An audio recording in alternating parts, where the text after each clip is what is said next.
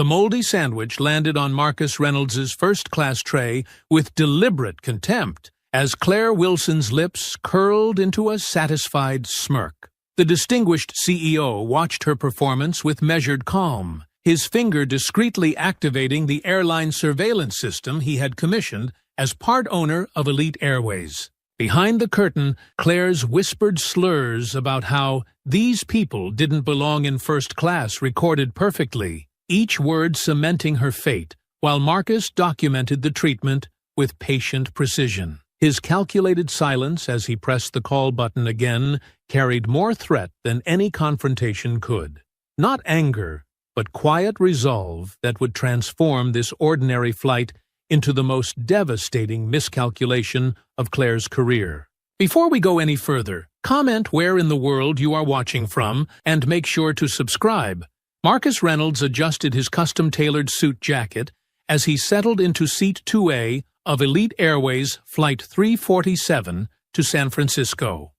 The supple leather first-class seat embraced him with the familiar comfort he had come to expect from his frequent travels, a small luxury he allowed himself after 20 years of building Reynolds Technologies from the ground up.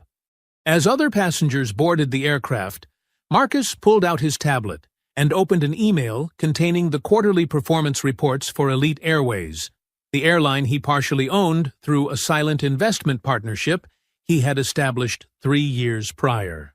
"Good afternoon," a flight attendant greeted the silver-haired gentleman across the aisle, her voice warm and inviting. "Welcome aboard, Mr. Whitman.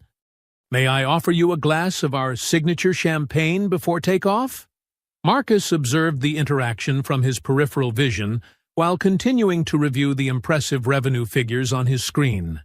Elite Airways had experienced a 15% growth in the premium travel segment under his strategic guidance, though few employees knew of his involvement beyond the boardroom. He preferred it that way, experiencing the airline as any other customer would, gathering insights that quarterly reports and customer surveys could never truly capture. The flight attendant, whose name tag read Claire, moved efficiently through the cabin, distributing hot towels and champagne flutes to the passengers in the first few rows. Marcus noticed her warm smile fade slightly as she approached his seat, her eyes flicking momentarily to his dark complexion before settling somewhere just above his shoulder. "Towel?" she asked, her tone noticeably cooler than it had been moments before with the other passengers. "Yes, thank you," Marcus replied with the practiced ease of someone accustomed to such subtle shifts in treatment. He accepted the towel with a polite nod, watching as Claire moved to the passenger seated behind him, her voice immediately brightening as she offered champagne and a warm welcome.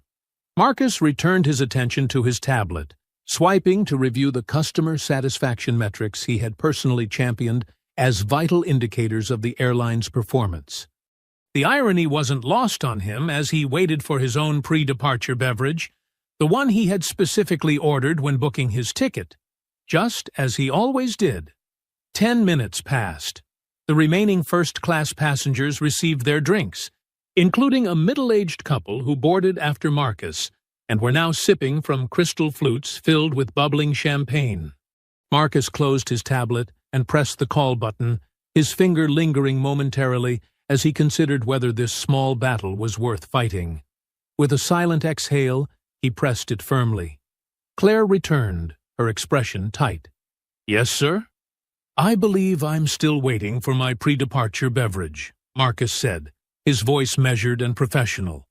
"I pre-ordered the Macallan 18 when I booked my ticket." "Oh," Claire responded, her eyes darting toward the galley. "I'm not seeing that in our system. We're actually running low on premium beverages for this flight. I can offer you orange juice or water if you'd prefer." Marcus glanced past her shoulder, noting the fully stocked bar cart being prepared for service. "That's unusual. I received a confirmation email specifically mentioning my beverage preference." He pulled up the email on his tablet and displayed it to Claire. "Perhaps you could double-check?" "Sir, as I mentioned, we have limited stock today," Claire replied, her tone growing increasingly dismissive. "The system sometimes overbooks certain items. I'll bring you some orange juice." Before Marcus could respond, Claire had already turned away, leaving him watching as she whispered something to another flight attendant who glanced in his direction with a barely concealed smirk. Marcus took a deep breath and returned to his tablet, opening the communication app he used to stay in touch with his executive assistant, Jessica. He typed a brief message: "Experiencing some interesting service discrepancies on Elite Flight 347. Might be nothing, but make a note to discuss with Diane in HR when I return." The captain's voice came over the intercom, announcing their imminent departure and thanking passengers for choosing Elite Airways. Marcus returned his seat to the upright position and stowed his tablet, watching as Claire distributed warm mixed nuts to the passengers around him.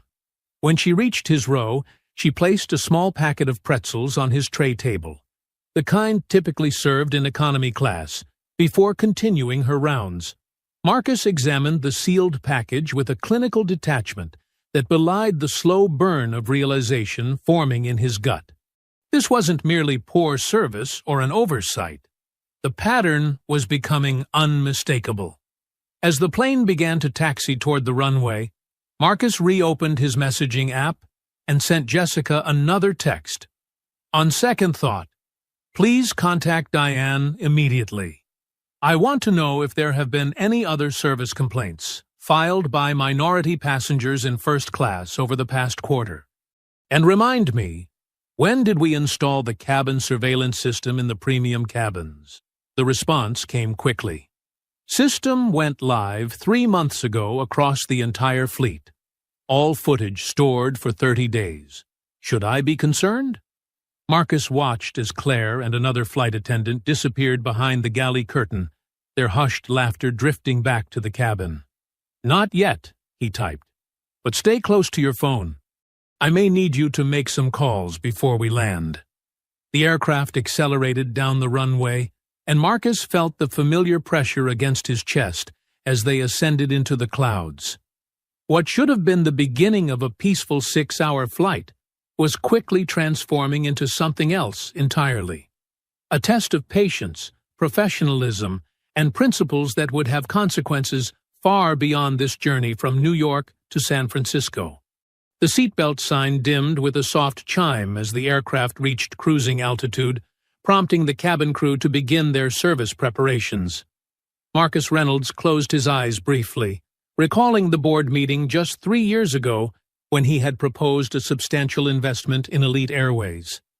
His fellow board members at Reynolds Technologies had questioned the wisdom of diversifying into air travel, but Marcus had seen an opportunity to transform an industry plagued by declining service standards and increasing customer dissatisfaction. The silent partnership had been strategic, allowing him to observe operations honestly while implementing changes from within the boardroom. Jessica's response illuminated his tablet screen. HR records show 17 formal complaints from minority passengers in first class over the past year, 5 specifically mentioning flight attendant Claire Wilson. 3 were dismissed for insufficient evidence, and 2 resulted in customer vouchers, but no disciplinary action. Surveillance system is fully operational on your aircraft. Diane is standing by for your call. Marcus acknowledged the message with a quick tap, feeling a familiar weight settle across his shoulders. The burden of proof always seemed heavier for some than others. He tucked the tablet into his jacket pocket as Claire approached with the meal cart, her practiced smile reappearing as she served the passenger across the aisle. "Mr. Whitman, we have your special order ready. The seared salmon with truffle risotto and a glass of the Montrachet you requested." "Chef's compliments," she said, carefully arranging the white china plate before the silver-haired gentleman. The aroma of the gourmet meal wafted through the cabin as Claire continued serving each passenger with attentive care. Marcus watched the ritual unfold, noting how she leaned in to explain the wine pairing to a young couple, how she remembered another passenger's preference for extra bread. When she finally reached his seat, Claire's demeanor shifted subtly as she placed a covered plate before him without meeting his eyes. "Your meal," she stated flatly, already turning away. Marcus lifted the dome to find a dry sandwich on visibly stale bread, a small cup of lukewarm apple juice placed beside it. The contrast between his meal and those around him was stark enough to draw curious glances from nearby passengers. "Excuse me," Marcus called, his voice calm but firm enough to halt Claire's retreat. "I believe there's been a mistake with my meal. I pre-ordered the chef's special when I booked this flight." Claire turned back, her expression carefully neutral. "I'm sorry, sir, but we don't have any record of that order. We're serving what's available." "That's interesting," Marcus replied, retrieving his phone to display his confirmation email. "Because I have the confirmation right here, along with your system's acknowledgement of my dietary preferences and meal selection." Claire barely glanced at the screen. "As I explained earlier about your beverage, our system sometimes overbooks certain items. There simply isn't enough of the premium meal service to go around today." A passenger seated across the aisle, Whitman, looked up from his salmon, fork suspended mid-air, as he followed the exchange with thinly veiled interest.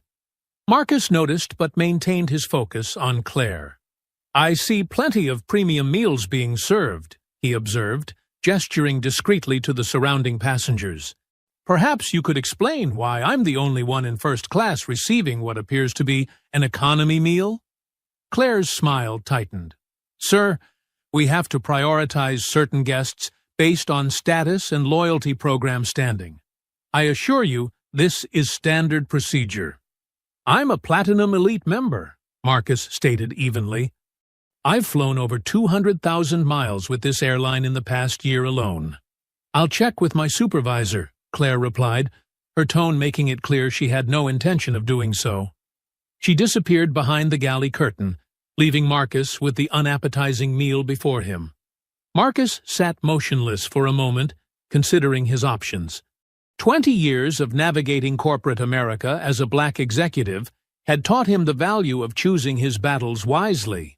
This particular battle, he decided, was worth fighting, not just for himself, but for the 17 others who had filed complaints, and likely dozens more who had simply accepted the treatment as an unavoidable reality of their existence.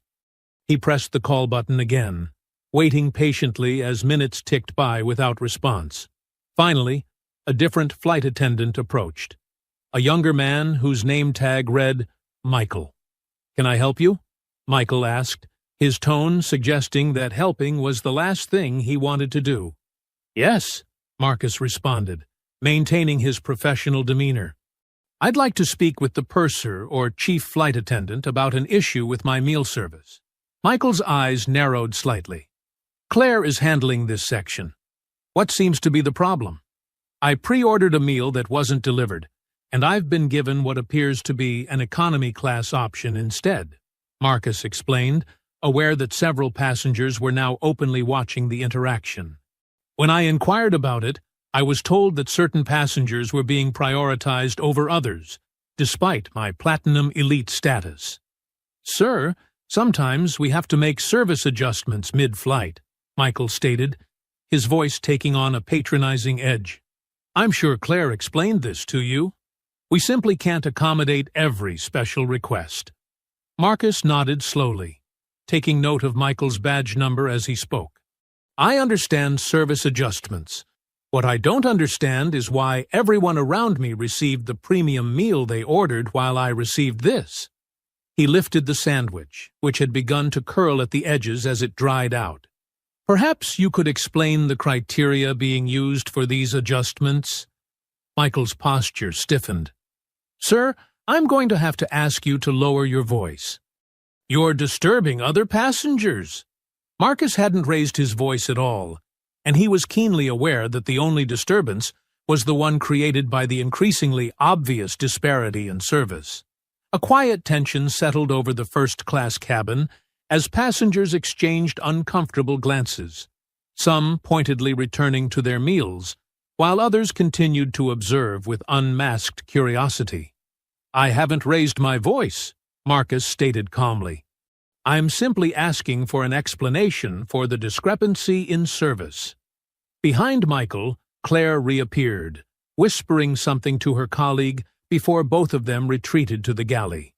Through the partially open curtain, Marcus caught a glimpse of them huddled with a third crew member, all three occasionally glancing in his direction.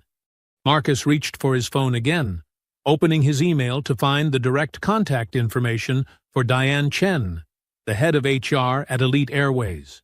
As he composed a message detailing the ongoing situation, he became aware of a presence beside his seat. Looking up, he found the silver-haired Mr. Whitman standing there, holding his half-finished plate of salmon. "Couldn't help but overhear," Whitman said, his voice lowered. "Been flying this route for 15 years, and I've never seen anything like this. It's not right." He paused, seemingly weighing his next words carefully. "Want me to say something?" Marcus appreciated the gesture, but shook his head slightly. "Thank you, but I can handle this."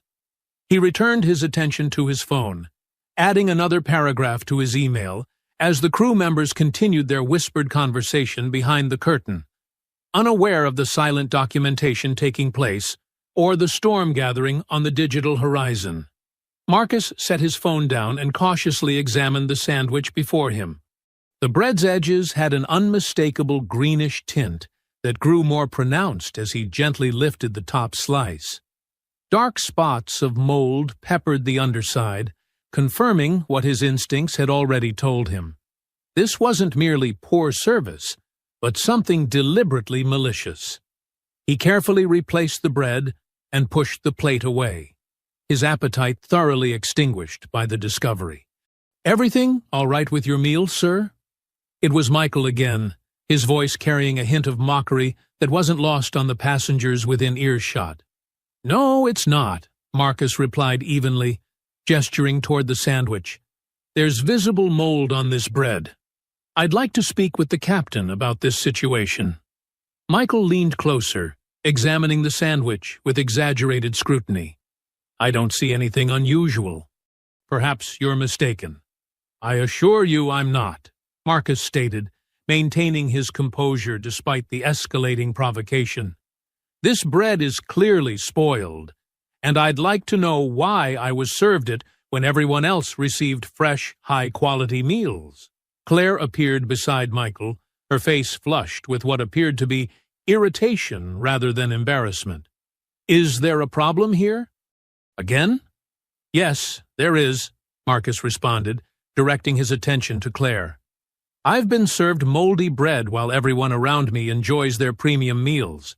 I've asked repeatedly for an explanation, and so far, all I've received are excuses and dismissals." Claire's eyes narrowed, a flash of something darker than mere annoyance crossing her features. "Sir, if you don't like what we've served, you're welcome not to eat it. But I will not have you disrupting this flight with baseless accusations." "Baseless?" Marcus echoed, his voice remaining measured despite the blatant gaslighting. "The evidence is right here." He gestured toward the sandwich. "I'd like to know why I'm receiving this treatment when I've been nothing but polite in my requests. Maybe because some people don't know how to be grateful for what they're given," Claire muttered, just loud enough for Marcus and several nearby passengers to hear. "Always wanting special treatment." The comment hung in the air, its implications unmistakable.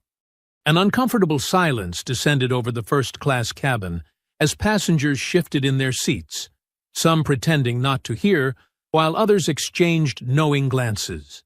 Marcus felt his pulse quicken, but years of navigating similar situations had taught him that losing composure would only reinforce the stereotypes people like Claire clearly held. "I don't want special treatment," Marcus clarified, his voice firm but still controlled. "I simply want equal treatment. The same meal options, the same service, and the same respect afforded to every other passenger who paid for a first-class ticket."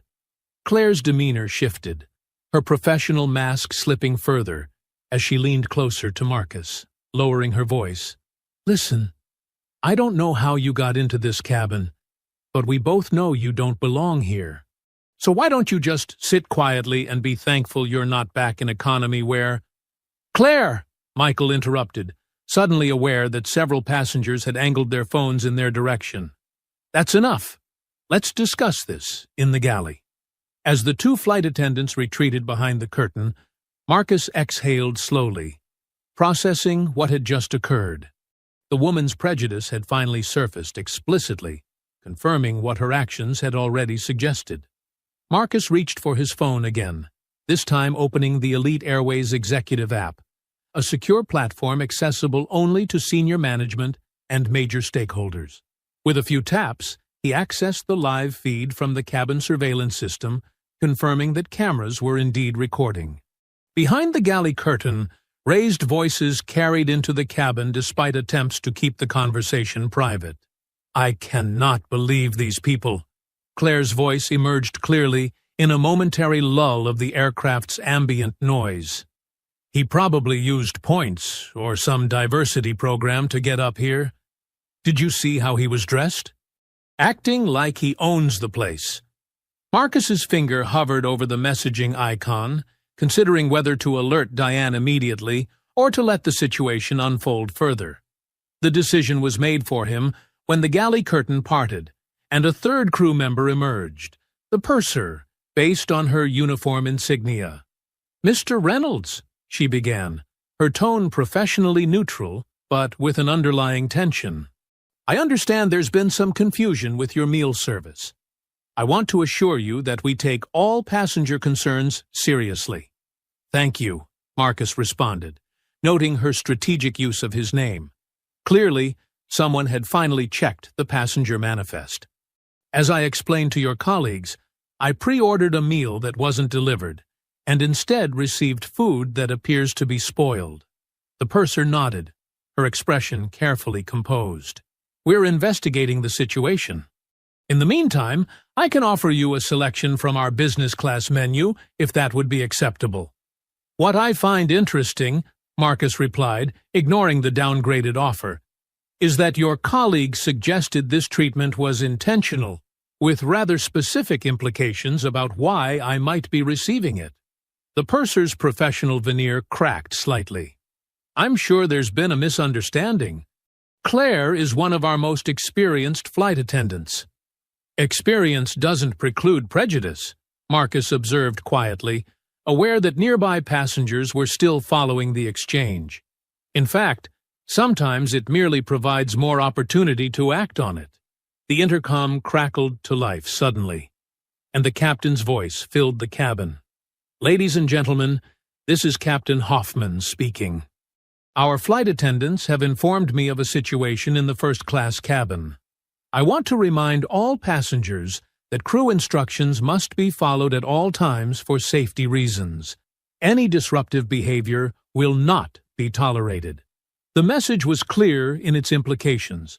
Marcus was being framed as the problem. He glanced around the cabin, noting how several passengers were now looking at him with a mixture of curiosity and suspicion. The narrative was being rewritten in real time, transforming his reasonable request for equal treatment into a disruption that warranted the captain's intervention. The purser straightened, emboldened by the captain's tacit support. "Mr. Reynolds, I must ask you to accept the situation as it stands. We're doing our best to accommodate everyone." Marcus met her gaze steadily. "What exactly about my behavior has been disruptive? I haven't raised my voice. I haven't made demands beyond asking for the service I paid for. I haven't refused any safety instructions. Sir, your continued questioning of our procedures is creating tension in the cabin," the purser replied, her tone hardening. "I'm going to have to ask you to drop the matter." Marcus registered movement in his peripheral vision. Mr. Whitman had risen from his seat again, approaching with deliberate steps. "Excuse me," the older gentleman interjected, addressing the purser. "I've been observing this situation, and frankly, your treatment of this gentleman has been appalling. He's been nothing but polite while being served moldy food and spoken to condescendingly. The purser turned to Whitman, her expression softening immediately. "Sir, I appreciate your concern, but this is a matter for the crew to handle." "Is it?" Whitman challenged, his voice carrying clearly through the cabin.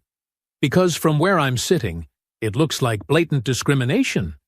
I've been flying with Elite for over 20 years, and I've never witnessed such poor service or disrespect toward a passenger."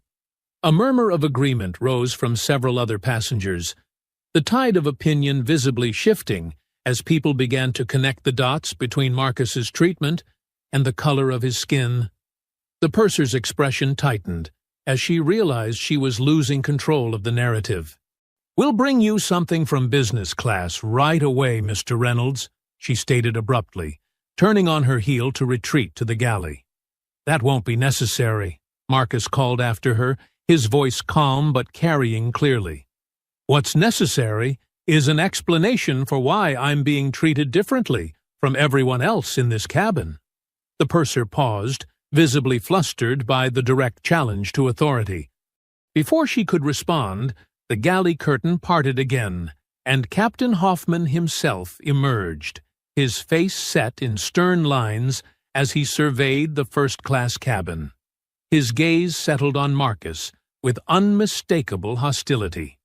"Sir," the captain began, his voice carrying the weight of ultimate authority on the aircraft, "I understand you're causing a disturbance. I need to inform you that if this behavior continues, I'll be forced to divert the flight for the safety of all passengers." The threat hung in the air as Marcus calmly reached for his tablet, opening his executive email with deliberate movements. "Captain Hoffman, I suggest you reconsider that course of action. I haven't caused any disturbance, as numerous witnesses in this cabin can attest. What I have done is question why I've been singled out for substandard service and disrespectful treatment." The captain's expression darkened. "Sir, as commander of this aircraft, my determination of what constitutes a disturbance is final. I'm giving you one last opportunity to comply with crew instructions and cease this disruptive behavior." "What specific instruction have I failed to comply with?" Marcus asked, his finger poised over the send button on an email addressed to the airline's board of directors, an email that would reach their phones long before the plane could land at any diverted airport. The captain didn't answer immediately, perhaps realizing the shakiness of his position. In the momentary silence, the purser leaned forward to whisper something in his ear. His expression shifted almost imperceptibly, a hint of uncertainty entering his eyes. "This isn't about complying with instructions," Marcus continued, seizing the moment of hesitation. "This is about being treated with basic dignity and receiving the service that every passenger in this cabin has paid for. The only disruption has been created by your crew's discriminatory actions." A tension headache began to form at Marcus's temples as he maintained eye contact with the captain, neither man willing to back down in what had transformed from a simple service issue into a pivotal moment of principle. Behind them, the cabin had fallen completely silent, the collective attention of every passenger fixed on the confrontation unfolding before them. The captain's authoritative presence loomed over Marcus as the standoff continued, every passenger in the cabin now fully engaged in the unfolding drama. Time seemed to slow as Marcus weighed his options, his mind racing through potential outcomes with the strategic precision that had guided his business decisions for decades. He could acquiesce, accept the substandard treatment, swallow his pride, and maintain the peace that everyone around him seemed so desperate to preserve. It was the path of least resistance, one he had taken in his younger years when building his career seemed more important than challenging the subtle indignities he faced daily. The memory of those compromises now left a bitter taste in his mouth, far more unpalatable than the moldy bread he'd been served. Or he could stand his ground, not just for himself, but for everyone who had ever been dismissed, diminished, or dehumanized based on the color of their skin. The surveillance cameras were recording. The witnesses were watching. The evidence was mounting. This wasn't merely about a meal anymore. It was about accountability in a system designed to avoid it.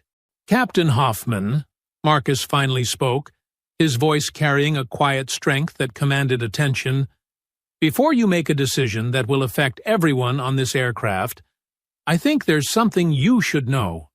"I've made my decision," the captain interrupted, his jaw tight with barely contained anger. "This is my aircraft, and I will not tolerate any passenger undermining my crew's authority." Marcus nodded slowly, his finger hovering over the send button on his tablet. "That's precisely the problem, Captain. You've made a decision based on false information. You haven't once asked for my perspective on what's happening, yet you're prepared to inconvenience hundreds of passengers by diverting this flight." The captain's eyes narrowed dangerously. "Sir, this is your final warning. Comply with crew instructions immediately, or I will be forced to declare an emergency and land at the nearest available airport." "And what instruction would you like me to comply with?" Marcus asked, maintaining his composed demeanor despite the escalating tension. "So far, I've been told to accept moldy food, to be grateful for discriminatory treatment, and to remain silent when subjected to racial prejudice. Which of these instructions do you believe is reasonable or lawful?" A flicker of uncertainty crossed the captain's face, quickly masked by renewed determination. "This isn't about race. This is about maintaining order in my cabin. It became about race the moment your flight attendant decided I didn't belong in first class," Marcus countered, his gaze unwavering. "It became about race when I was served spoiled food, while everyone around me received their proper meals. It became about race when your crew member made explicit comments about my presence here." Behind the captain, Claire had emerged from the galley, her face flushed with a mixture of anger and anxiety, as she realized the situation was spiraling beyond her control. "Captain, perhaps we should—" "Mr. Reynolds is correct. Mr. Mirt." Whitman's voice cut through the tension, drawing all eyes to the silver-haired passenger who had risen to stand beside Marcus. "I witnessed the entire interaction, as did several others in this cabin. Your flight attendant made explicitly racist remarks and deliberately served this gentleman spoiled food. If you divert this flight, you'll be doing so solely to punish a passenger for calmly asking to be treated with basic human dignity." Murmurs of agreement rippled through the cabin as other passengers began to voice their support. A woman across the aisle held up her phone. "I've recorded parts of this interaction. The flight attendant clearly said he doesn't belong in first class, despite his platinum status." Captain Hoffman's authority was visibly eroding as the collective witness of the cabin united against the narrative he had been fed. His gaze darted between the passengers, the growing chorus of dissent undermining his position with each passing moment. "Captain," Marcus said, his tone deliberate, "I'm giving you an opportunity to handle this situation professionally. You can either address the discriminatory behavior of your crew, or you can compound the problem by diverting this flight without cause. A decision that will have consequences far beyond today." The implication hung in the air, unspoken but clear. The captain's jaw worked silently as he processed his increasingly limited options. Behind him, Claire disappeared back behind the galley curtain, the sound of urgent whispers carrying faintly into the cabin. Marcus maintained his steady gaze on the captain, allowing the weight of the moment to settle between them. The confrontation had reached its tipping point. Retreating now would only embolden the behavior he had witnessed, not just on this flight, but throughout the airline he partially owned.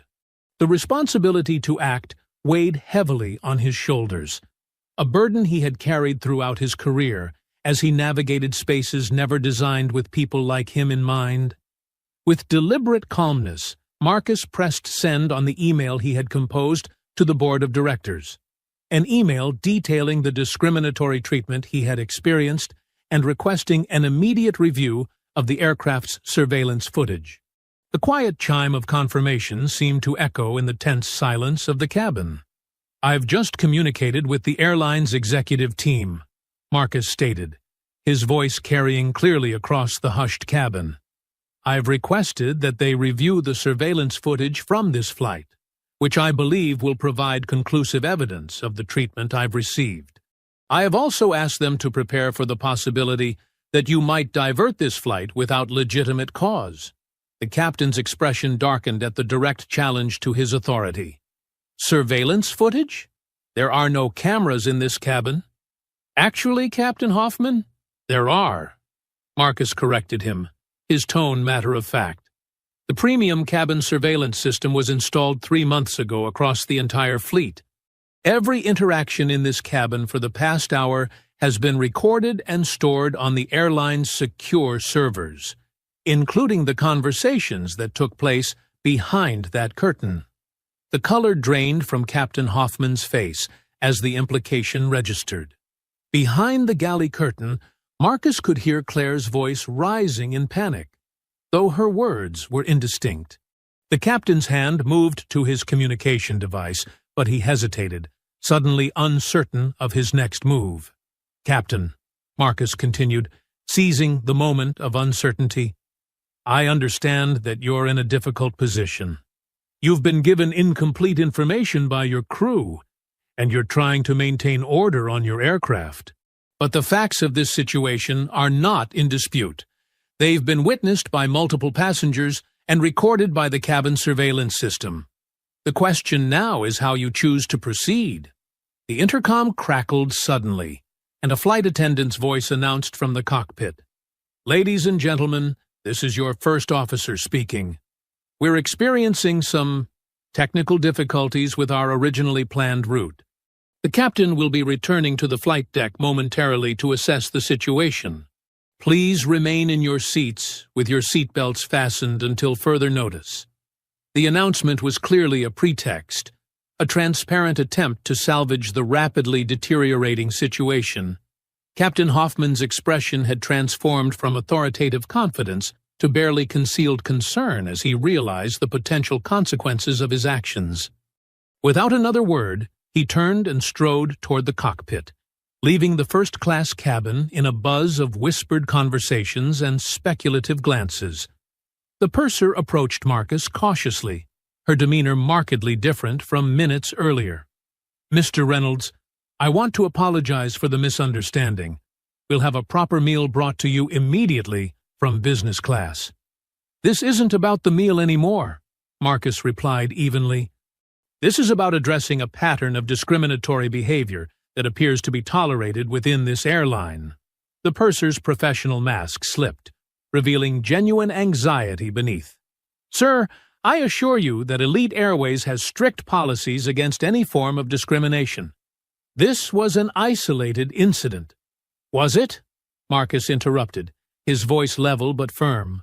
"Because according to the airline's own records, there have been 17 formal complaints from minority passengers in first class over the past year alone, 5 specifically mentioning flight attendant Claire Wilson.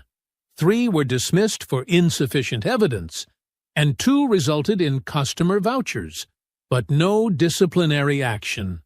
That doesn't sound isolated to me. That sounds systematic." The purser's eyes widened at the specific information, details that only someone with access to the airline's internal HR records would know. She retreated a step, suddenly uncertain of exactly who she was dealing with. Behind the galley curtain, Marcus could hear Claire's voice rising in distress. How would he know about cameras? Nobody told us there were cameras. What else does he know? The intercom crackled to life once more, Captain Hoffman's voice now strained with forced professionalism. "Ladies and gentlemen, this is your captain speaking. After consulting with air traffic control, we've determined that a slight deviation from our flight path is necessary. We'll be landing at Denver International Airport in approximately 50 minutes to address a technical concern. We apologize for any inconvenience and expect to resume our journey to San Francisco after a brief stop. Flight attendants, prepare the cabin for landing. Marcus exhaled slowly, recognizing the decision for what it was, an attempt to remove him from the aircraft without explicitly calling him the problem. The captain was choosing escalation over accountability, punishment over resolution. As the announcement concluded, Marcus opened his messaging app once more, typing a brief but decisive message to Jessica. Denver landing confirmed. Full intervention needed. Contact Diane immediately. I want her team waiting at the gate. Full surveillance review. Captain Hoffman is diverting to remove me from the flight.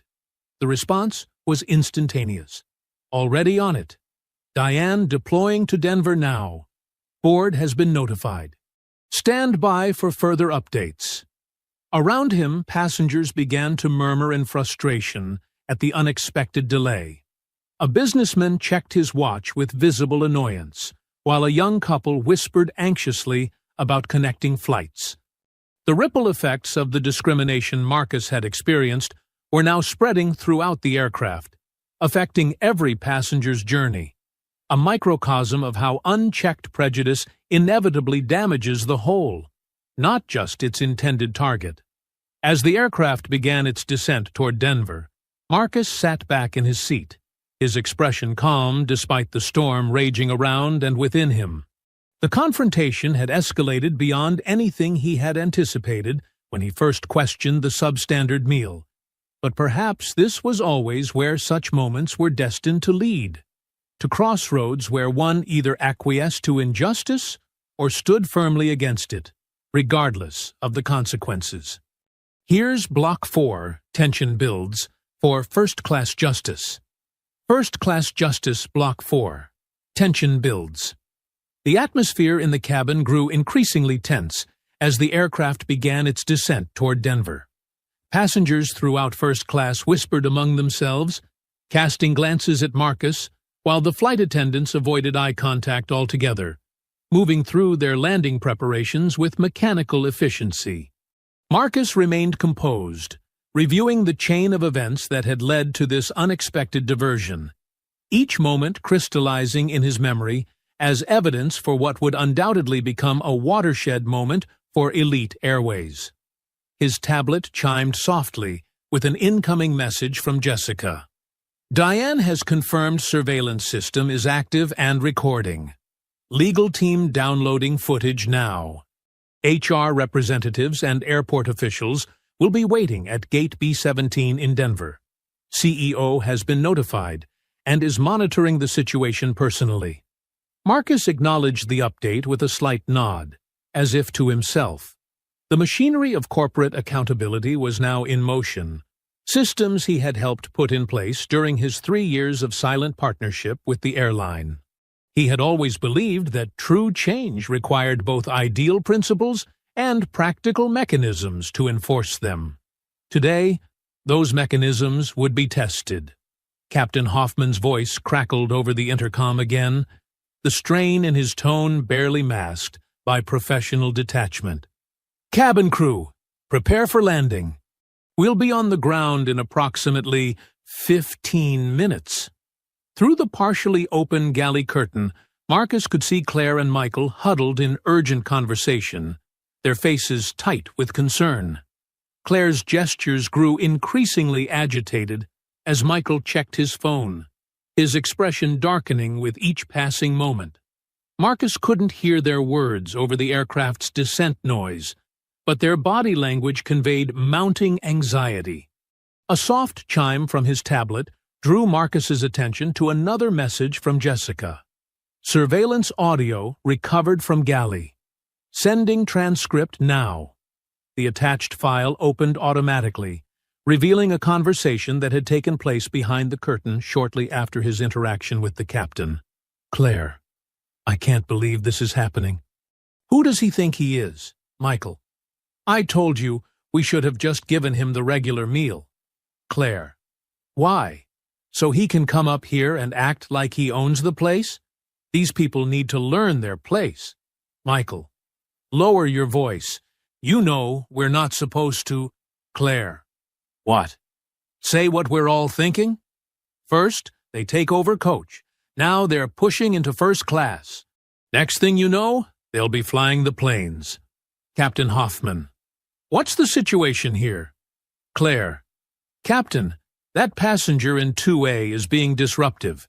He's making the other passengers uncomfortable. Captain Hoffman. How exactly? Claire. He's complaining about the food, making accusations. Several passengers have expressed concern. Michael. He's been pretty confrontational. Captain Hoffman. Has he threatened anyone? Violated any safety protocols? Claire. Not exactly, but his attitude is disruptive. He's one of those people who's always looking for special treatment, always playing the race card. Captain Hoffman.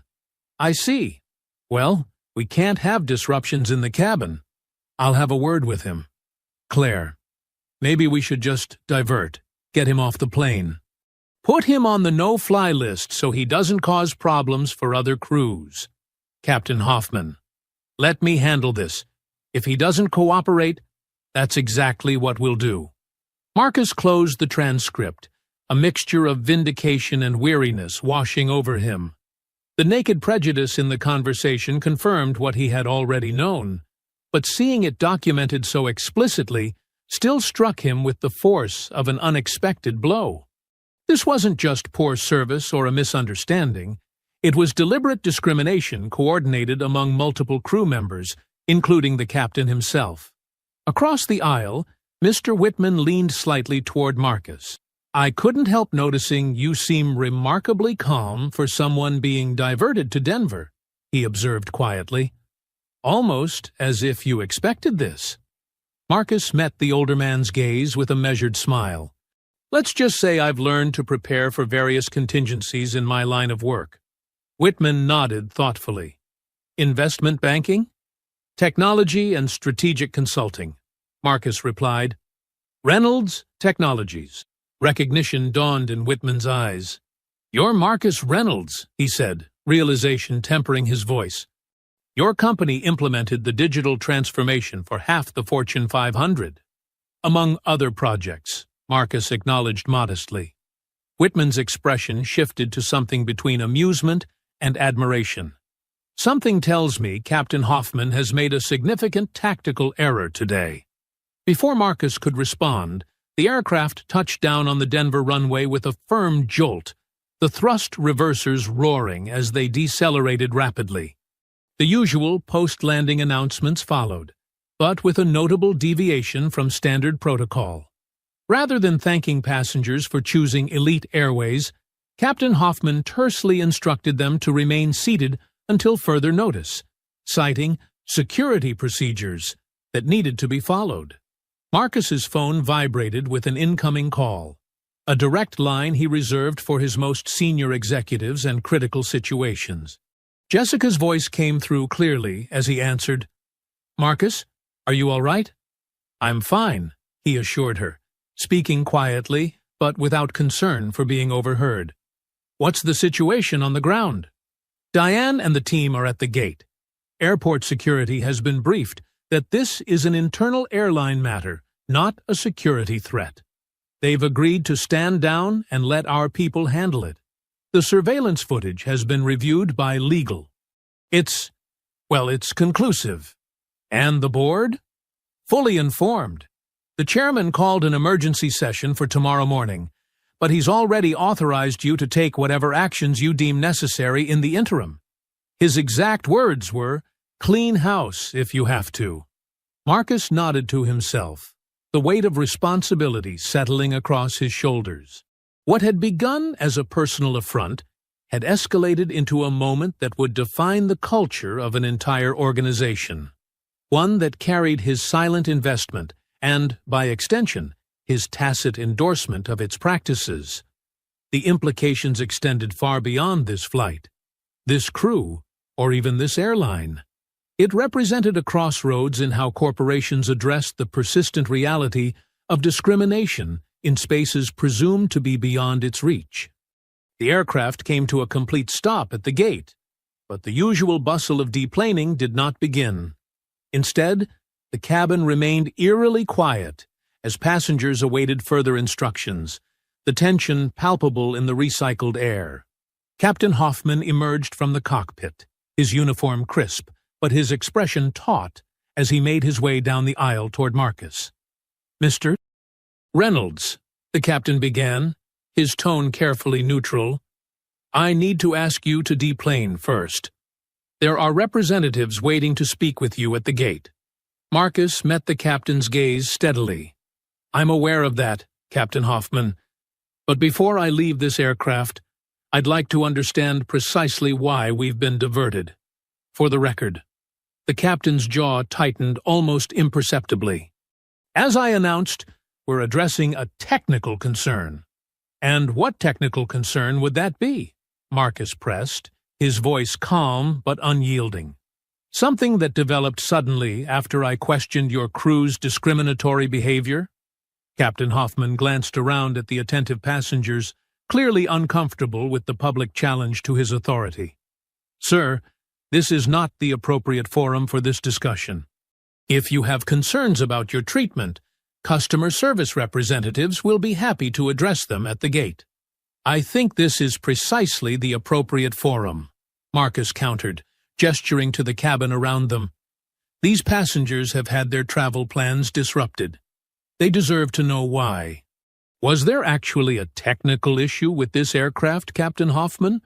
Or was this diversion your attempt to remove a passenger who dared to question being served moldy food and subjected to racial slurs?" The question hung in the air, direct and uncompromising. Several passengers leaned forward in their seats, equally interested in the captain's response. The moment stretched as Hoffman visibly calculated his options, none of them appealing. "I made the decision based on the information available to me at the time," he finally stated, his words carefully chosen to admit nothing while conceding nothing. "And what information was that, specifically?" Marcus continued, undeterred by the evasion. "That a first-class passenger calmly requested equal treatment? Or was it the information shared by your flight attendant that I didn't belong in this cabin because of the color of my skin?" A murmur rippled through the cabin as passengers reacted to the explicit naming of what many had already perceived. Captain Hoffman's face flushed with a mixture of anger and embarrassment, his authority crumbling under the weight of his own actions exposed to public scrutiny. "This conversation is over," he declared abruptly. "Security will escort you from the aircraft." As if on cue, the cabin door opened. But rather than the airport security Hoffman had clearly expected, a woman in a tailored suit stepped aboard, flanked by two men in Elite Airways executive uniforms. Marcus recognized Diane Chen immediately, the head of HR, moving purposefully down the aisle toward them. "Captain Hoffman," she began, her voice professional but cooling several degrees as she addressed him, "there will be no need for security. Mr. Reynolds is not being removed from this flight." Confusion washed over the captain's face. "Ma'am, I've made the determination that—" "Your determination has been overruled," Diane interrupted crisply, turning to acknowledge Marcus with a respectful nod. "Mr. Reynolds, on behalf of Elite Airways, I want to extend our sincerest apologies for what you've experienced today. The behavior exhibited by certain crew members is completely unacceptable and contrary to our core values."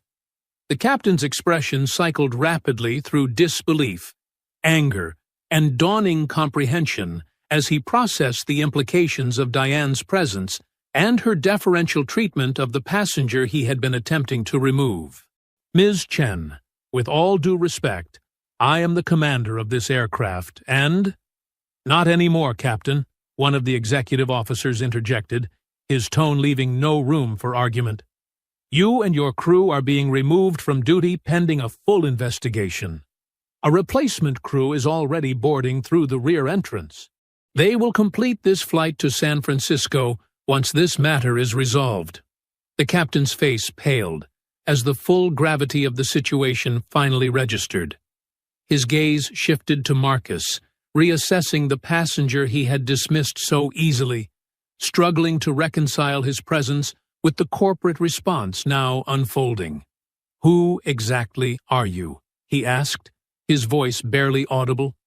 Marcus met his gaze evenly, years of navigating subtle and overt discrimination having prepared him for this moment of reckoning.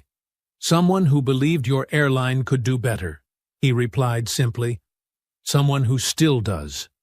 The first-class cabin had fallen completely silent, passengers frozen in their seats as they witnessed the dramatic reversal of fortune playing out before them. Captain Hoffman stood rigid, his authority stripped away in full view of the entire cabin, while Claire and Michael hovered uncertainly at the edge of the galley, their expressions cycling between defiance and dismay, as Diane Chen continued addressing the situation with clinical efficiency. "Ms. Wilson, Mr. Barton," Diane called to the flight attendants, her tone firm but controlled. "Please gather your personal belongings and prepare to deplane immediately. Your credentials have been temporarily suspended pending a full investigation into today's events." Claire stepped forward, indignation overriding her shock. "This is ridiculous. We haven't done anything wrong. That passenger was being difficult and making unreasonable demands. The captain made the call to divert for everyone's safety." Diane's expression remained impassive as she held up her tablet, displaying what was clearly surveillance footage from the cabin. "Ms. Wilson, we have complete audio and video documentation of every interaction that occurred on this flight, including your conversations behind the galley curtain. I suggest you comply with this directive without further incident, which would only compound your current situation." The color drained from Claire's face as comprehension dawned. Her gaze darted to Marcus, then to the ceiling panels where the discreet cameras were hidden, their presence suddenly unmistakable now that she knew to look for them. "You can't. This is an invasion of privacy. We weren't informed about surveillance.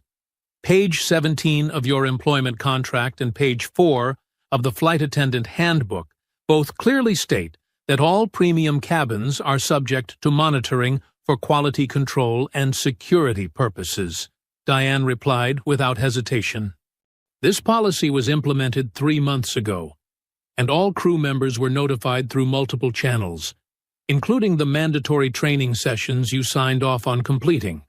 Marcus observed the exchange with outward calm that belied the complex emotions churning beneath the surface. There was no satisfaction in watching these individuals face consequences, only a weary recognition that accountability was a necessary part of progress. The surveillance system he had advocated for had been designed primarily to enhance security and improve service quality.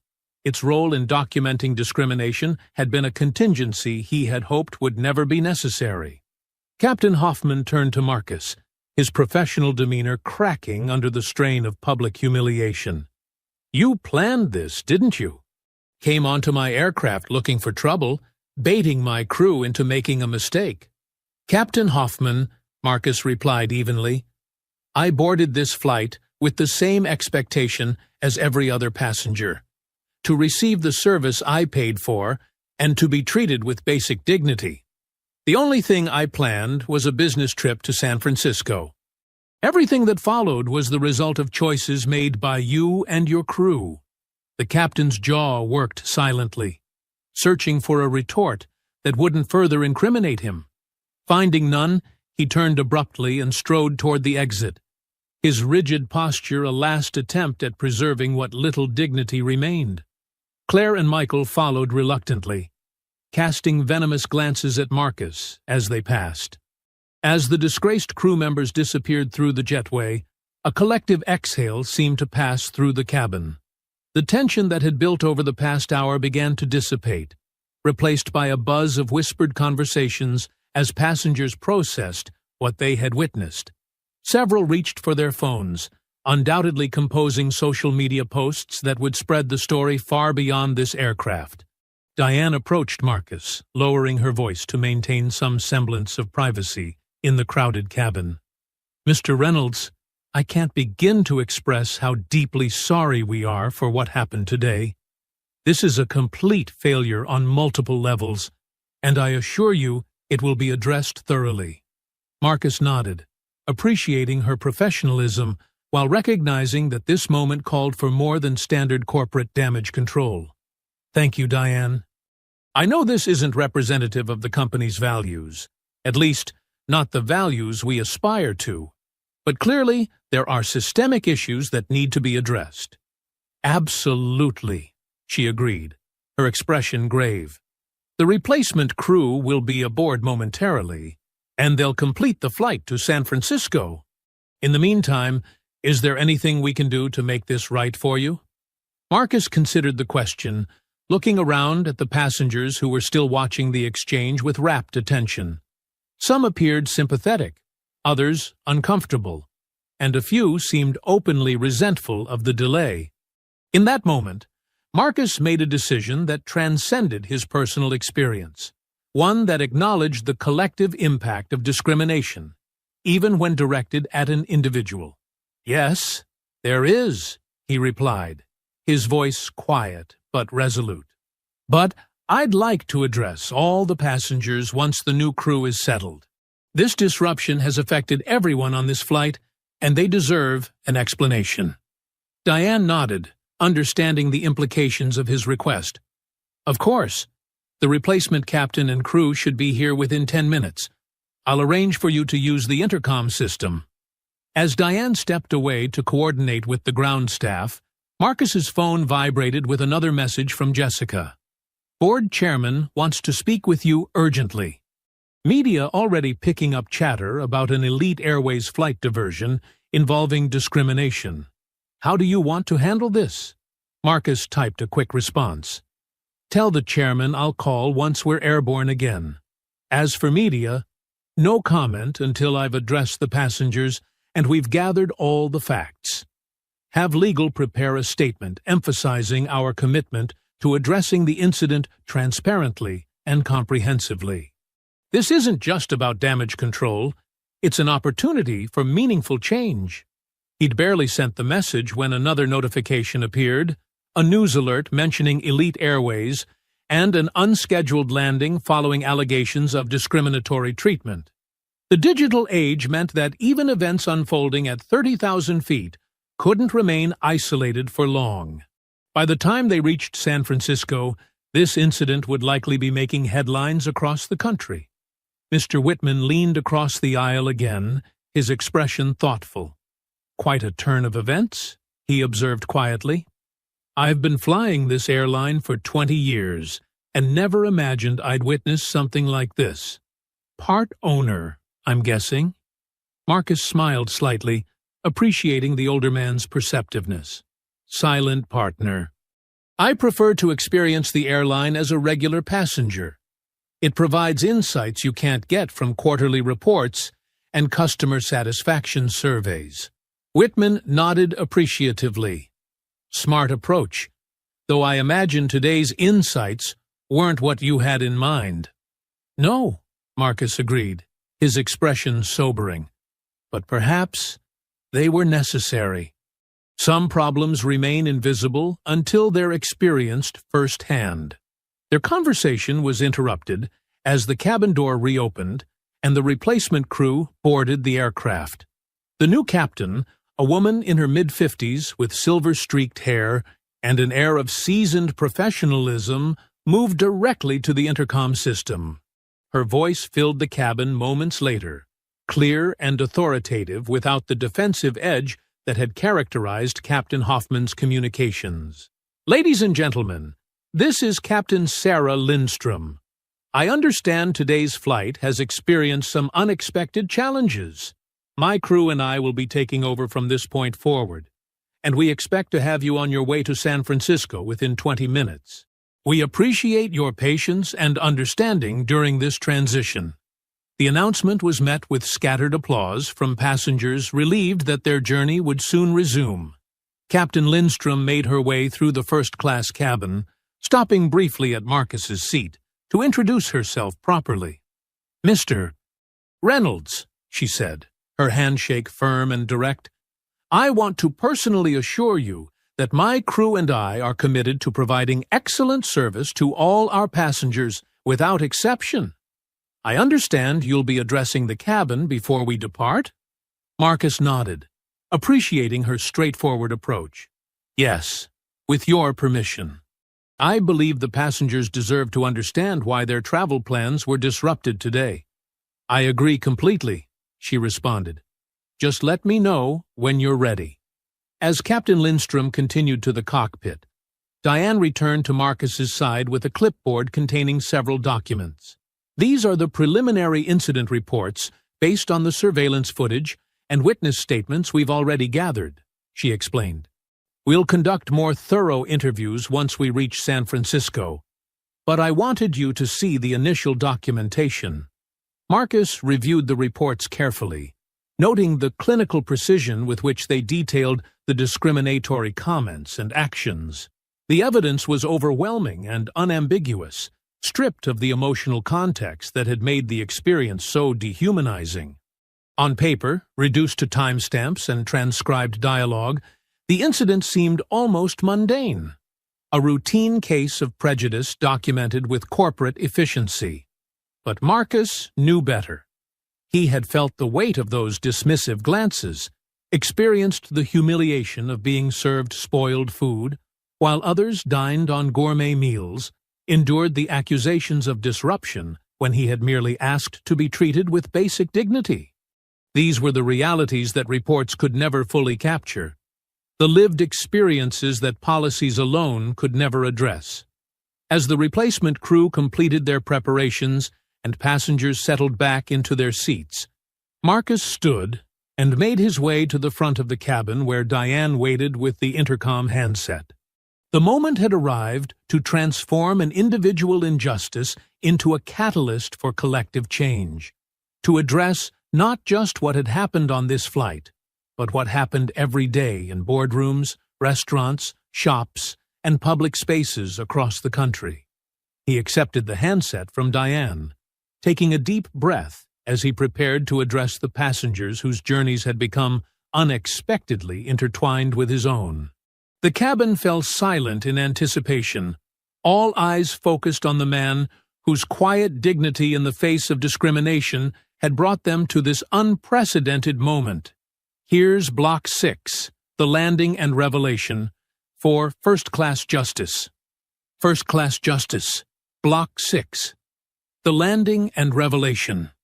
"Ladies and gentlemen," Marcus began, his voice carrying clearly through the cabin intercom, "my name is Marcus Reynolds. I want to take a moment to address what happened today and why your journey was interrupted." The cabin remained absolutely silent as passengers from both cabins listened attentively, united by curiosity about the drama that had unfolded and resulted in an unscheduled landing.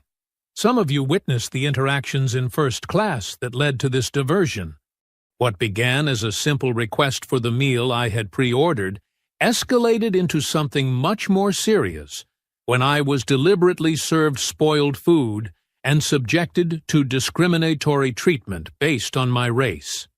Marcus paused, noting the mixture of reactions across the cabin, nods of confirmation from those who had witnessed the events firsthand, expressions of shock from those in economy who were hearing the details for the first time. When I questioned this treatment, the crew responded by characterizing me as disruptive and aggressive, ultimately convincing Captain Hoffman to divert the aircraft to Denver, not because of any legitimate safety concern, but in an attempt to remove me from the flight. Murmurs of disbelief rippled through the cabin as passengers processed this revelation. Marcus continued, his tone remaining measured and dignified. "What the crew didn't know is that I am not just a passenger, but also a part owner of Elite Airways. 3 years ago, I made a substantial investment in this airline with the belief that we could build a company that truly values every customer, regardless of their appearance or background. As part of that commitment, I implemented a cabin surveillance system in all premium cabins to monitor service quality and ensure the highest standards for all passengers. The revelation landed with palpable impact, passengers exchanging glances of surprise and understanding as the pieces fell into place. In economy, several passengers had risen from their seats to better hear his words, while flight attendants stood motionless in the aisles, absorbing the implications of his statement. That surveillance system captured everything that happened today, from the initial discriminatory service to the explicit comments made behind the galley curtain to the captain's decision to declare an emergency landing based on false information. The footage has already been reviewed by our HR and legal departments, resulting in the immediate removal of the crew responsible. Marcus shifted his focus, his expression softening as he addressed the collective impact of the incident. I understand that all of you have been inconvenienced by this diversion. Your time is valuable, and this delay has disrupted your plans and schedules. For that, I am truly sorry. He took a breath, knowing that what he said next would transform the mood of the entire aircraft.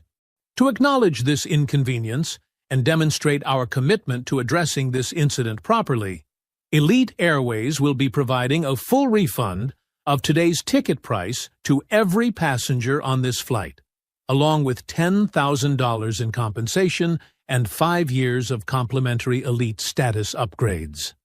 A stunned silence fell over the cabin, quickly giving way to exclamations of surprise and scattered applause that grew into a sustained ovation. In economy, passengers who had been frustratedly checking connecting flight schedules moments before now stared forward in disbelief, the substantial compensation far exceeding anything they might have expected from a flight delay. This compensation isn't just about today's inconvenience, Marcus continued as the applause subsided. It's a recognition that discrimination affects everyone, even those who aren't its direct targets.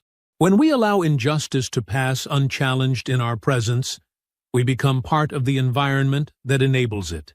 He handed the intercom back to Diane, who stepped forward to provide the practical details of how the compensation would be processed.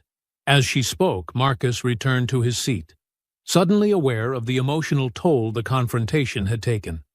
The adrenaline that had sustained him through the heated exchanges was beginning to ebb, leaving behind a familiar weariness, the cost of standing ground that should never have needed defending in the first place. Passengers from both cabins began approaching his seat, forming a line that stretched down the aisle. Some simply wanted to shake his hand, others to share their own experiences with discrimination, and many to express admiration for how he had handled the situation. A young black woman from economy leaned in to whisper, "Thank you for not letting it slide. Most of us can't afford to fight back like that." Her words struck Marcus deeply, highlighting the privilege that had allowed him to challenge his treatment, where others might have been forced to endure in silence. His position and resources had given him leverage that many lacked, a reality that reinforced his responsibility to use that advantage for systemic change rather than merely personal vindication. As the last passengers returned to their seats and the aircraft prepared for takeoff, Mr. Whitman settled back beside Marcus, his expression thoughtful. "Quite a statement you made there, with both words and actions." Marcus nodded, glancing out the window as the Denver landscape began to recede beneath them. It seemed appropriate. Some lessons need to be expensive to be remembered. $10,000 per passenger is more than expensive, Whitman observed. That's a corporate statement, if I ever saw one. The money isn't the point, Marcus replied quietly. What matters is that everyone on this aircraft now has a stake in this story, not just as witnesses, but as participants. They'll remember this flight not because of the discrimination they saw, but because of the accountability that followed.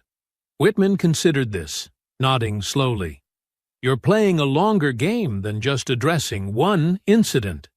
I have to, Marcus said, watching the clouds envelop the aircraft as they climbed toward cruising altitude. Because this was never just about one flight, one crew, or one airline. It's about challenging the assumption that certain spaces aren't meant for people who look like me, and the casual cruelty that enforces those boundaries. As the aircraft leveled off and the cabin service resumed, now delivered with impeccable professionalism by the replacement crew, Marcus opened his tablet to begin drafting the presentation he would deliver to the board the following morning. The surveillance footage provided irrefutable evidence of individual misconduct, but his task now was to illuminate the broader patterns that had enabled such behavior to flourish unchecked. His phone vibrated with an incoming call from the board chairman, Robert Chen. Marcus answered, prepared for the difficult conversation ahead. "Marcus," Chen began without preamble, "I've just reviewed the preliminary reports and footage. It's disturbing, to say the least." "That's putting it mildly," Marcus replied, keeping his voice low despite the ambient noise of the cabin. "The financial impact of your compensation offer will be substantial. The board will have questions." Marcus had anticipated this concern. The financial cost of allowing this culture to persist would be far greater in the long run. Lost customers, lawsuits, reputation damage. Consider this an investment in the company's future, not an expense. There was a brief silence on the line as Chen processed this perspective. "You've never been one to make impulsive decisions, so I trust your judgment here. But what happens next? This incident will be headline news by morning. That's precisely why our response needs to be equally newsworthy," Marcus explained. "I'm preparing a comprehensive proposal for systemic reforms throughout the airline. New training protocols, accountability mechanisms, and revised hiring practices. I'll present it to the board tomorrow morning." "Some members will resist," Chen warned. "They'll argue this was an isolated incident, not a systemic issue." "Then I'll show them the data," Marcus countered firmly. 17 formal complaints from minority passengers in first class over the past year, most dismissed without proper investigation. That's not isolated. That's a pattern. Chen sighed, the sound of someone recognizing the magnitude of the challenge ahead. "You have my support, Marcus. This isn't just the right thing to do morally, it's the right business decision. I'll see you at the emergency board meeting tomorrow." As Marcus ended the call, he noticed several passengers around him openly checking their banking apps, exclamations of surprise confirming that the promised compensation was already being processed. Diane had worked quickly, ensuring that the corporate response matched the urgency of the situation. It was a promising start, but merely the first step in a much longer journey. The remainder of the flight proceeded without incident, the replacement crew demonstrating the standard of service that Marcus had always envisioned for elite airways: professional, attentive, and, most importantly, consistent for every passenger regardless of appearance. As they began their descent into San Francisco, Marcus finalized his notes for the board presentation, knowing that tomorrow would be a defining moment not just for his role in the company, but for the company's future itself. Here's a tighter version of Block 7, with more dialogue for First Class Justice. First Class Justice, Block 7. The aftermath begins. The Elite Airways response team awaited Marcus as he deplaned in San Francisco, the gravity of the situation evident in their expressions. James Peterson, the chief operating officer, stepped forward immediately. "Marcus, I've reviewed the footage. It's inexcusable," James said, extending his hand. "Yes, it is," Marcus replied firmly. "And now we need to ensure it never happens again." The chairman's called an emergency board meeting for tomorrow at 8. This story's already breaking across every platform. Inside the executive terminal, analysts had assembled a command center displaying data from customer feedback systems. A young data scientist pointed to a screen showing customer satisfaction metrics. "We've identified a clear statistical disparity in satisfaction scores between white passengers and passengers of color in premium cabins," she explained, highlighting several graphs. particularly on routes staffed by certain crew rotations. And how many of these discrepancies triggered investigations? Marcus asked. Diane stepped forward. Very few. Our systems classified complaints as isolated incidents unless multiple reports targeted the same employee within a narrow time frame. Or perhaps, Marcus said pointedly, it was designed precisely not to identify those patterns. James winced. The surveillance system you implemented has revealed discrepancies we simply couldn't see before. Couldn't or wouldn't? Marcus challenged. Systems reflect priorities, James, and our priority now needs to be accountability, not damage control. Which is why I've already initiated a comprehensive audit of all discrimination complaints received over the past 5 years, Diane interjected, including those dismissed at intake. A notification appeared on the main screen showing statements from Claire and Captain Hoffman claiming misunderstanding and suggesting Marcus had leveraged his position for retribution. The lead counsel approached, tablet in hand. The compensation package is making headlines, $10 million total. The board will have questions. They can question the cost of addressing this incident, Marcus replied, or they can consider the much higher cost of ignoring it. Marcus stepped away to call Jessica in New York. The footage has been completely backed up, right? He asked. Triple secured, Jessica confirmed. Copies with our servers, the legal team, and your private cloud. It can't disappear. Good, because tomorrow is when the real work begins. Today was about addressing an incident. Tomorrow is about changing a system. Robert Chen's message appeared on Marcus's phone. Media requests pouring in. They want statements, interviews. How do you want to handle? No interviews yet, Marcus replied, after consideration. Issue a statement acknowledging the incident, confirming immediate action was taken, and announcing comprehensive reforms to be presented tomorrow. Keep the focus on systemic change, not personal drama. A middle-aged black executive approached Marcus, lowering her voice. I've been with this airline 20 years. What happened to you has happened to countless others who couldn't fight back. Thank you for using your position to force this conversation.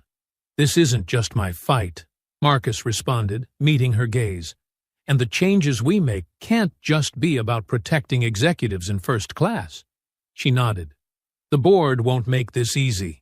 Some will try to minimize it, contain the damage, rather than address the cause. Then we'll need to make the evidence impossible to ignore, Marcus said. Tomorrow isn't just about one flight or one crew. It's about acknowledging a reality that's been hidden in plain sight for far too long. As the response team continued their preparations, Marcus surveyed the command center with its screens displaying social media reactions, news coverage, and internal data. The incident had forced a long-overdue reckoning, but the fact that it had required such dramatic circumstances to prompt action was itself an indictment of how deeply entrenched the problems were. James, Marcus called across the room, I want to see complete service records for every crew member who received discrimination complaints in the past 5 years. And I want to know exactly how those complaints were handled, who reviewed them, and what actions were taken. That's hundreds of files, James protested. Then we better get started, Marcus replied without hesitation. Because tomorrow, the board gets every single one. The Elite Airways boardroom fell silent as Marcus concluded his presentation. The evidence of systemic discrimination laid bare before the assembled executives. The surveillance footage from the flight played one final time on the main screen. Claire's contemptuous expression, Captain Hoffman's baseless accusations, and the explicit racial comments captured behind the galley curtain. Gentlemen, ladies, Marcus said, his voice steady as he surveyed the board members' reactions. What we witnessed wasn't an isolated incident, but a manifestation of deeper cultural problems within our organization. The audit has identified 78 similar complaints that were dismissed without proper investigation over the past 3 years. Charles Whitfield, a senior board member with 30 years in the industry, leaned forward with a skeptical expression. While I agree the behavior was inexcusable, isn't the $10 million compensation package excessive? We're talking about poor service, not physical harm.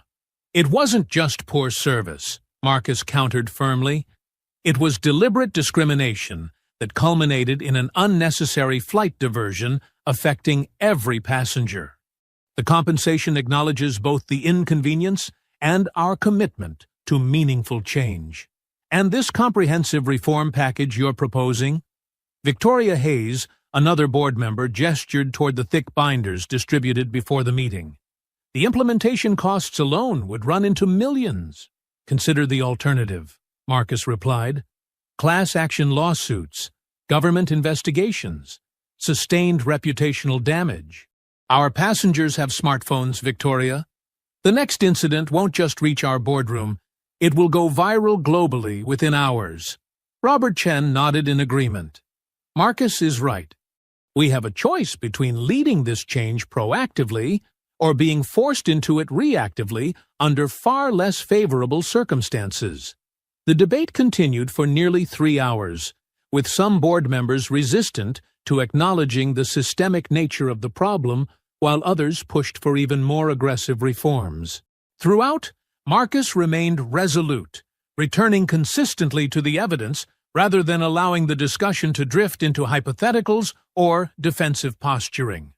This isn't about assigning blame, he emphasized as the conversation approached its conclusion.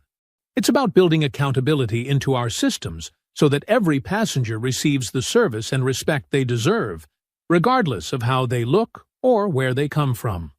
In the end, the vote wasn't unanimous, but it was decisive. 11-3 in favor of adopting the comprehensive reform package. The dissenters registered their concerns about costs and implementation challenges while ultimately acknowledging that the status quo had become untenable. We'll issue a public statement this afternoon, Robert announced as the meeting adjourned. Full transparency about what happened, the actions we've taken in response, and our commitment to systemic reform moving forward. As the boardroom emptied, Diane approached Marcus with the first implementation timeline already drafted on her tablet. We can begin the enhanced training program next week. The surveillance system expansion will take longer, about 3 months for the full fleet. Good, Marcus nodded. And the review committee for discrimination complaints? I've already identified potential members, diverse in terms of both demographics and positions within the company. We'll need your final approval, of course. Marcus smiled slightly, appreciating her initiative. Share the list with me tonight. I want people who understand what's at stake here, not just for the company, but for every passenger who trusts us with their journey. The Elite Airways first-class cabin gleamed in the morning sunlight as Marcus settled into seat 2A, the same position he had occupied during that fateful flight 6 months earlier. The transformation wasn't just in the recently updated interior, but in the subtle yet significant shifts in service culture that had taken root throughout the airline. Sarah Johnson, now the permanent head flight attendant for the premium New York to San Francisco route, approached with a warm smile that held no trace of the artificial deference that often characterized first-class service. Good morning, Mr. Reynolds. Your pre-ordered Macallan 18 and special meal have been noted. Can I get you anything else before takeoff? Just the usual hot towel, thank you, Marcus replied, returning her smile as he observed her interactions with other passengers. The consistent professionalism and genuine warmth she extended to each person, regardless of appearance or background. As Sarah moved through the cabin, she placed an envelope on Marcus's tray table. From the crew, she explained before continuing her preparations. Inside, Marcus found a handwritten note signed by every member of the flight staff. Mr. Reynolds, your courage 6 months ago transformed not just our airline, but our industry. What began as a painful confrontation has become a model for change that airlines across the country are now following. We're proud to serve on an aircraft where every passenger truly receives first-class treatment. Thank you for setting the standard. The crew of Flight 347. Marcus tucked the note into his jacket pocket, his mind briefly turning to the aftermath that had followed for the original flight crew. Claire Wilson, Michael Barton, and Captain Hoffman had not gone quietly. As expected, they had attempted to fight their terminations through their union representatives, claiming they were being scapegoated for what they persistently characterized as a misunderstanding. Their efforts collapsed, however, when the full surveillance footage was shared during the arbitration hearings. The explicit racial comments captured behind the galley curtain, combined with the evidence of deliberately serving spoiled food, left no room for plausible deniability. All three were permanently dismissed from Elite Airways, with the incident documented in their employment records. But the consequences hadn't ended there. The Federal Aviation Administration had launched its own investigation into Captain Hoffman's decision to divert the aircraft without legitimate safety concerns, ultimately suspending his commercial pilot's license for 6 months. More significantly, the incident had been added to airline training programs nationwide as a case study in how bias could compromise flight safety and operational decisions. Claire Wilson had attempted to give interviews portraying herself as a victim of cancel culture, but found little sympathy even among typically receptive media outlets once the surveillance footage became public. The last Marcus had heard, she was working at a regional airline, relegated to short-haul economy routes and subject to enhanced supervision. The most meaningful outcome, though, hadn't been the punitive measures but the structural reforms they had catalyzed. The comprehensive training program implemented across Elite Airways had now been adopted by 3 other major carriers. The Diverse Review Committee for Discrimination Complaints had proven so effective that it had been expanded to address other passenger service issues. And the surveillance system, now present in both premium and economy cabins, served as both deterrent and documentation, ensuring that future incidents couldn't be dismissed as mere misunderstandings. As the aircraft began its taxi toward the runway, Marcus opened his tablet to review the quarterly performance reports. Elite Airways premium bookings had increased, despite industry analysts' predictions that the publicized incident would damage the brand. The transparency with which the company had addressed the discrimination and committed to reform had resonated with travelers tired of corporate apologies without meaningful change. Captain Lisa Hernandez's voice came over the intercom, welcoming passengers aboard Flight 347 to San Francisco. 6 months ago, Marcus had boarded an aircraft where he was seen as an intruder in a space not meant for people who looked like him. Today, he flew on an airline transformed, not perfect, but actively striving to create an environment where dignity and respect were extended to every passenger regardless of appearance. The note from the crew rustled in his pocket as the aircraft accelerated down the runway. The incident had never been about a meal or a flight diversion, or even one crew's prejudice.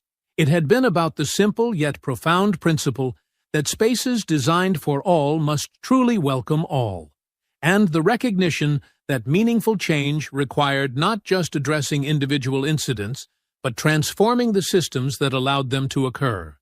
As the plane lifted into the clouds, Marcus closed his eyes briefly, allowing himself to feel something that had eluded him on too many previous journeys. The simple pleasure of being treated not as an exception or an intruder, but simply as a passenger, welcomed aboard without qualification or condition. I hope you enjoyed that story. Please share it with your friends and subscribe so that you do not miss out on the next one.